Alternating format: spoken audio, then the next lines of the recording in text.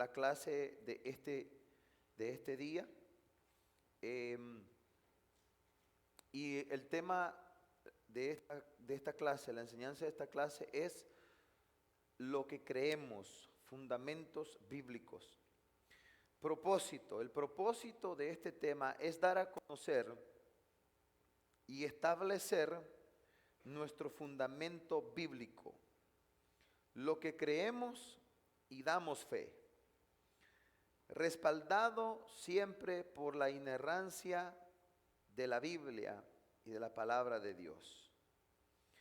Como ministerio cristiano pentecostal, más que un dogma o doctrina, creemos en principios fundamentales que nos definen como ministerio e iglesia de Cristo, por la que Él derramó su sangre preciosa. Entonces, abro con la introducción. Nosotros como iglesia, como yo lo he explicado antes, nosotros no estamos supuestos a regirnos por doctrinas, no estamos supuestos a regirnos por dogmas. Y anteriormente yo he explicado la diferencia entre doctrinas, dogmas y fundamentos bíblicos o principios bíblicos. Entonces, la doctrina es buena, los dogmas son buenos, pero no van por encima de los principios bíblicos con los cuales tenemos que regirnos. Por ejemplo, una doctrina puede ser, bueno, aquí, hermanos, de ahora en adelante todas las mujeres van a usar velo, ¿verdad? Hay iglesias que practican el usar el velo. Pastores, esas son iglesias malas. No, ¿verdad? Vamos a entender, ahorita que vamos a hablar de lo que nosotros creemos como iglesia, nuestros fundamentos, vamos a hablar un poco de esa parte y permítame enseñarle para que usted no peque, para que usted no diga cosas hablando del mismo cuerpo en Cristo que somos, cuando hay cosas que si ellos lo manejan de esa manera, van a ser salvos de todas maneras. Si nosotros lo manejamos de esta manera, van a ser salvos de todas maneras. La doctrina no va a salvar a nadie. Los principios sí hay que ponerles atención, porque eso sí puede diferir de la salvación. Entonces usted puede ver una iglesia que en aquella iglesia usan velo. Nosotros no usamos velo. Usted no puede decir, ellos están mal, pastor, porque usan el velo. Déjelos, tranquilos. Si usted ve a alguien que entra por la iglesia y viene usando velo, déjela, no hay problema. Ella adoptó eso como parte de sí y no hay problema. El problema es cuando se quiere imponer una doctrina por encima del principio. Por ejemplo, yo conozco una iglesia que si la mujer no usa velo, está pecando, supuestamente ellos, porque es una doctrina. Entonces, la doctrina está bien para traer un orden, pero cuando ya se quiere forzar la doctrina, entonces deja de ser doctrina y se convierte en un dogma. O sea, si usted no lo cumple, se va para el infierno. Si usted no usa el velo, se va para el infierno. Entonces, cuando eso no es real, falta de interpretación, falta de conocimiento. Entonces, el apóstol Pablo, cuando estaba escribiendo acerca del velo, estaba escribiéndole una cultura específica, no es una regla general a todas las iglesias. Entonces hay cosas que Pablo dijo específicamente para una iglesia porque él no quería violentar la cultura. Se lo voy a volver a repetir. El apóstol Pablo, en muchas ocasiones, el apóstol Pablo dio instrucciones no porque directamente eran principios fundamentales de la salvación, sino que únicamente él no quería violentar la cultura del lugar. Por eso es que el apóstol Pablo en un momento yo enseñé, él dijo, yo a los griegos me hago griego, a los gentiles me hago gentil, y así sucesivamente, para ganar a uno para Cristo. Entonces el apóstol Pablo se acomodaba a la cultura, aclaro, no acomodaba la palabra a la cultura, sino que se acomodaba él a la cultura. Por ejemplo, hay cultura, no sé en qué país es exactamente que los hombres usan falda. Creo que ¿qué país es? En Escocia. Usan falda. Y entonces si usted va a introducir el evangelio allá y usted dice, hey, tú estás mal, estás pecando.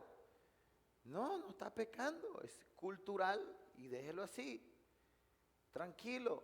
Usted se va a un pueblo de África a introducir el evangelio. Para las mujeres honrosas, el andar enseñando sus pechos, eso es honorable. Y usted va a llegar ahí a querer cambiar eso, va a salir pero bien linchado, en ataúd va a salir de ahí.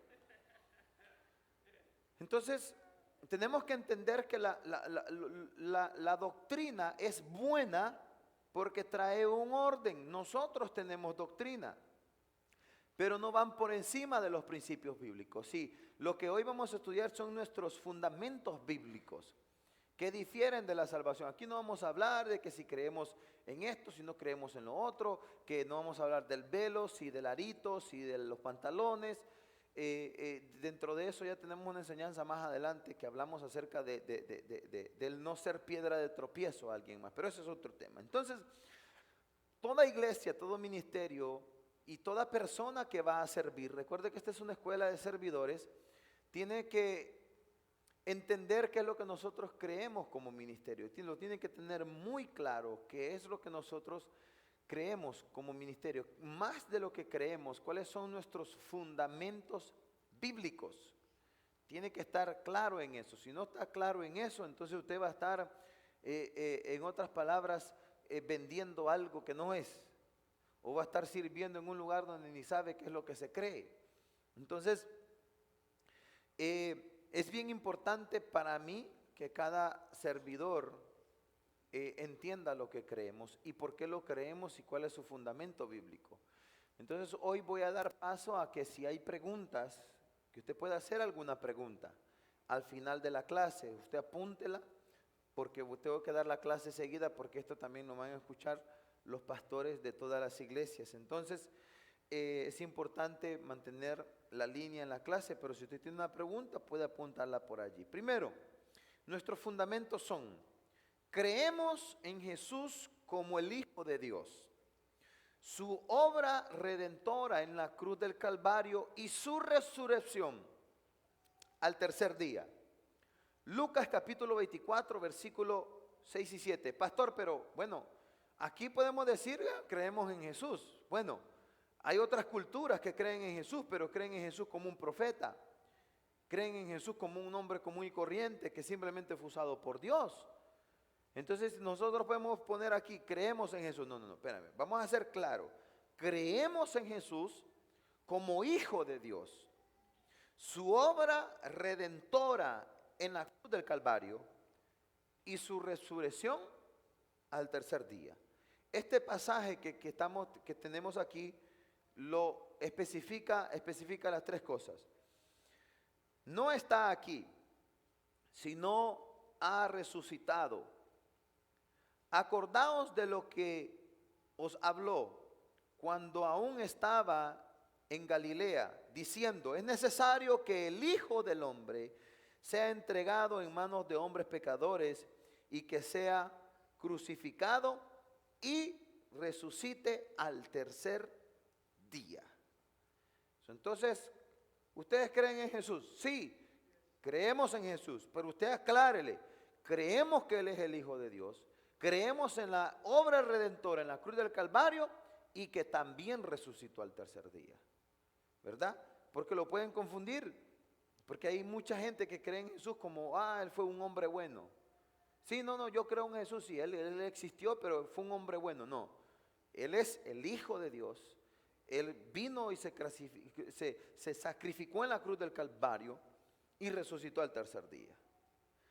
Segundo, creemos en Dios manifestado en tres personas: Padre, Hijo y Espíritu Santo. Lucas capítulo 3, versículo 21 al 22.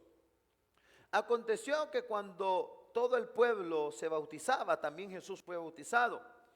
Y orando al cielo, el cielo se abrió y descendió el Espíritu Santo sobre él en forma corporal como de paloma, y vino una voz del cielo que decía: este es mi Hijo amado, en quien tengo complacencia. Ok, ¿cómo lo respaldamos bíblicamente? Ahí están las tres personas manifestadas: Jesús, que es el Hijo; el Espíritu Santo descendiendo en forma de corporal como de paloma; y la voz del Padre. No me niegue, que no me salga por ahí un Jesús solo diciendo: no, es que explícame esa ciencia ahí. No, es que Jesús es que olvídate de eso. Está más claro que el agua. El Padre, el Espíritu Santo descendiendo en forma corporal como de paloma, y la voz del Padre diciendo: este es mi Hijo amado, en quien tengo complacencia. Creemos en el mover y en la libertad del Espíritu Santo desde el inicio, pero aún más activo desde el día de Pentecostés. Hechos capítulo 2, versículo 1 al 4. Cuando llegó el día de Pentecostés, estaban todos unánimes juntos, y de repente vino del cielo un estruendo como de un viento recio que soplaba, el cual llenó toda la casa en donde estaban sentados, y se le aparecieron lenguas repartidas como de fuego, asentándose sobre cada uno de ellos, y fueron todos llenos del Espíritu Santo y comenzaron a hablar en otras lenguas según el Espíritu les daba que hablase. Creemos en el bautismo del Espíritu Santo. Eso es real. Si usted no ha tenido esa experiencia, búsquela, anhélela, búsquela con ansia, que usted no va a sentir otra cosa más maravillosa que esa: el bautismo del Espíritu Santo. Hechos capítulo 1, versículo 5.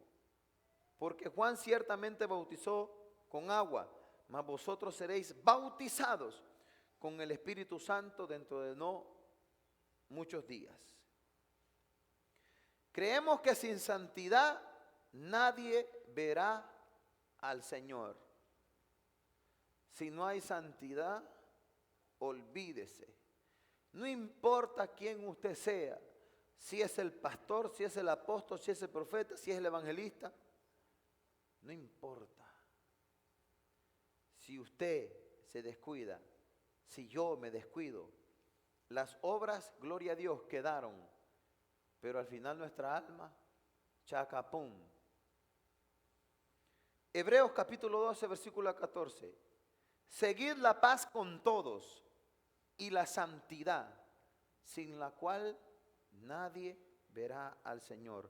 ¿Por qué nosotros tenemos este principio? Porque hay algunas personas que dicen que la salvación no se pierde. Tenga cuidado con eso. No, pues si la salvación no se perdiera, entonces olvídese de eso, démosle rienda suelta a todos los deseos chuletudos. Ay, no, yo no, pastor, olvídese de eso. Lo que a nosotros nos limita, y seamos reales, es que estamos peleando por una salvación que se puede perder. Entonces un día alguien me dijo, dos estudiantes de instituto bíblico vinieron donde mí un día y me dijo: pastor, ya no están aquí, gracias a Dios, porque me iban a contaminar el pueblo con ese pensamiento. Pastor, mire que estamos yendo a tomar unas clases buenísimas, pastor. Un hermano, un maestro que nos está enseñando los sábados, y ¿qué es lo que le está enseñando?